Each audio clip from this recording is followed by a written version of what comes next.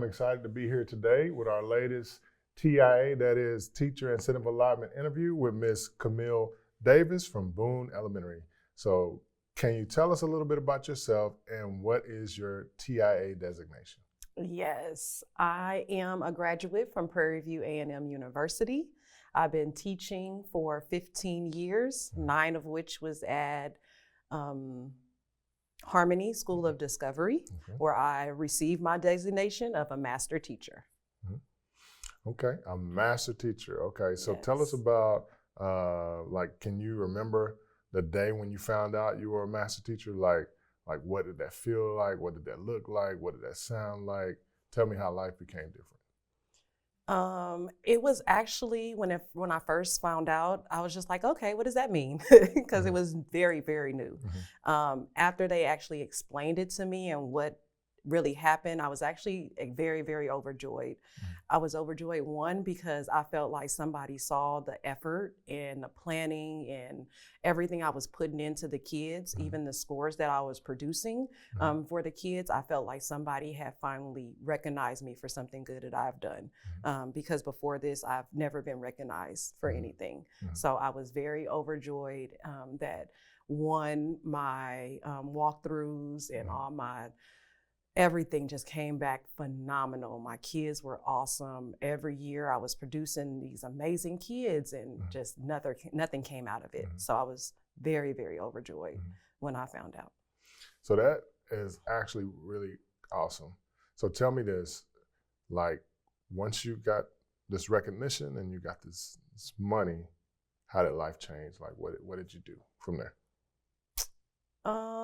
Life really didn't change. I kind of stayed the same. I was just able to pour into myself, pour into my family. We were able to take trips. We were able to do like extra stuff, buy my kids bounce houses, and it was just something added that they didn't have. So I was happy to provide that for them, being a mother and a wife and everything else. We were able to do things that we weren't able to do. Gotcha. So of course, the big question that we always get is, so with that master's designation, how much do you actually get? So it really depends on the school. Every school gets a different price cap. So for me, being at Harmony, our price cap was $25,000. Of course, it has to be taxed because we love taxes, right? So in actuality, I probably got, and it varied from year to year because your allotment can go up, but it can't go down. Gotcha. So I started at 15,000 and then went up from there. Wow. So it was a blessing to see $15,000 hit my account all at one time. And it's like amazing. Yeah. So it just got me trying to do more, trying to get more money and try to do more for the kids and be better for myself to be better for those kids. Okay. So you're kind of answering my next question, which is, how did it change you in terms of your practice and what you do as an individual teacher, as well as what you do with other teachers, if you can share that? It allowed me to advance what I already knew. I went back, I took some classes, I was able to try to get SPED certified. I was able to do other things that I normally wouldn't do. So it gave me a boost of energy to do more, you know, like, more money, more money. So it was really good for me to just keep on going. And I learned from my peers. My college professor actually helped me out a lot with just putting rotations in motion and how to make the kids be the center of everything, how to kind of take the teacher out and let the kids kind of teach and run the class. Wow. So I was able to do that. And the kids loved it. They loved getting up, teaching. They loved, oh my gosh, they loved coming in the room, doing the high fives, giving them confidence, all the songs and slogans we used, like they loved it all. So the more and more that they poured into it and liked it, I enjoyed it and poured into it more. So they helped me really be better in myself. Gotcha. So you found yourself leveraging these practices, small groups, student motivation, all that consequently you saw increased and better scores. Yes, I Okay. did. I had from starting at Harmony, because I've been at Harmony for 9 years. From the beginning, it was an incline every year for the kids that passed up to my last year at Harmony. I had out of 120 kids, only 6 of them didn't pass STAR. Wow. So it really motivated me, even my SPED kids, and their SPED is always a big population, and just to connect with those kids and able to grow them was for them, it lit up their light. Their face lit up, their demeanor lit up. They tried to help each other. It was amazing what I saw. So I know that you came to A-Leaf ISD from Harmony. Tell me about what your experience has been here at Boone Elementary, and what's your favorite part about being here at Boone? Boone is amazing too. There's amazing people to work with. The team have been helping me get to where I'm supposed to be and guiding me on the right way. So this new position is a learning position for me. I'm not longer in the classroom, but I'm able to help the teachers become who I am now. And that is my joy, helping somebody, giving somebody else the keys that I already have.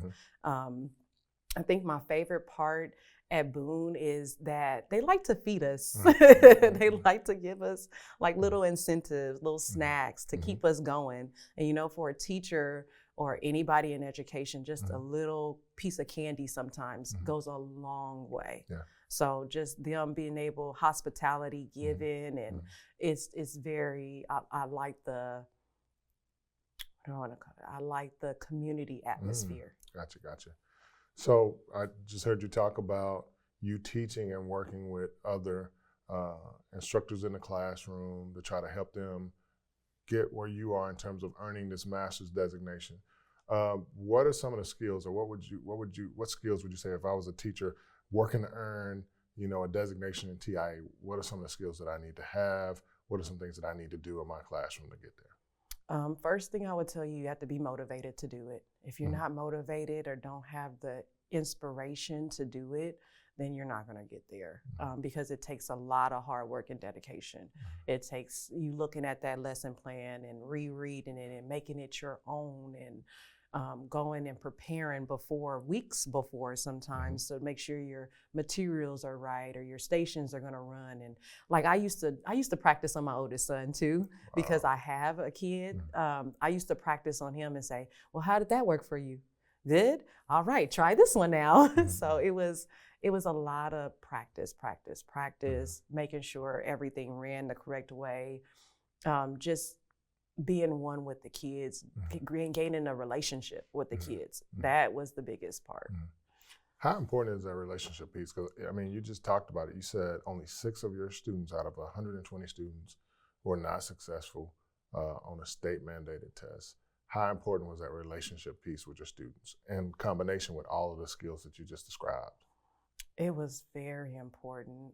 Not that those kids didn't grow, because they all grew. It's just they didn't grow enough to pass. Just that relationship, I was able to talk to them afterwards. They were able to come and tell me, hey, Ms. Davis, I understood what I was doing. I felt confident, but it just didn't happen for me. And I'm like, it's okay.